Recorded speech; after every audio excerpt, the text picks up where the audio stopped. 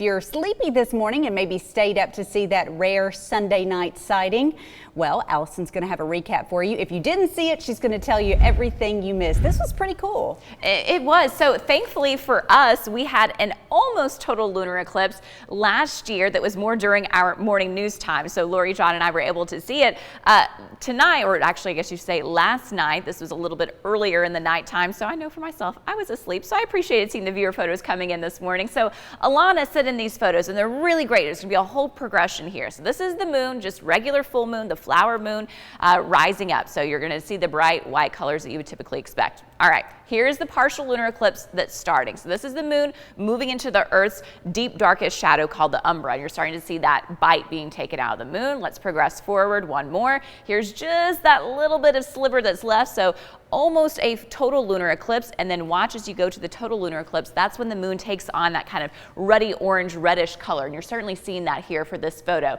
There were some high thin cirrus clouds that caused a little bit of haze, and so it was a little bit harder for some people to capture that red color, but still showing up here. And then you start to see moving out of the shadow, so dark there, moon showing up, and then of course we have the full moon visible right now. So thank you so much for Alana for sending in those photos. We'll have some more viewer photos throughout the next 2 hours or so. Here's a check of our current clouds and radar. I mentioned those high thin cirrus clouds, and you can certainly see that, some mid-level clouds as well producing across our area. This is all due to a big cold front low pressure system in Texas. So more storms to the southwest, more activity to the north of us, and we're kind of squeezed right in between, but that front is still going to pass over us. So what does that mean? Well, the biggest difference we're going to notice from that front is going to be a drop in humidity as we go through the day today, and then especially for tomorrow. So it's not going to make a big impact on temperatures, and you can see that 69 currently in Nashville, 68 in Chattanooga. So Nashville even hasn't really dropped very much, even though that front is passing over. Here's the check of the MUGGY meter then, where you can see that big dip tomorrow. So generally right on the border of the humid to comfortable category today, especially feeling that humidity this morning. Really nice tomorrow. Then that humidity starts to climb back up from there.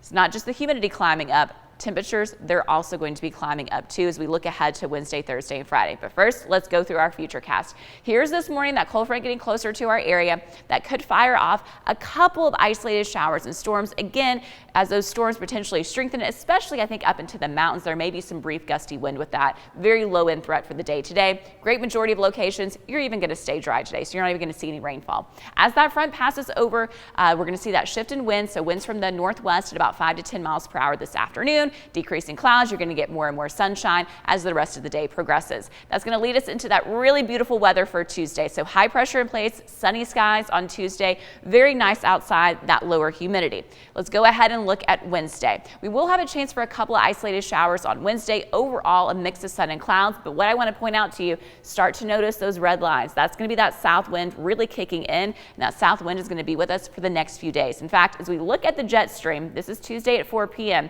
you're going to notice how it's really just staying to the north of our area. Wednesday, Thursday, Friday, all that kind of bigger wind activity to the north of us. So what does that mean for us here locally?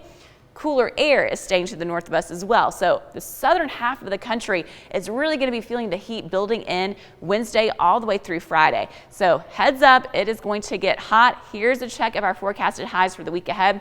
84 for today, 86 on Tuesday.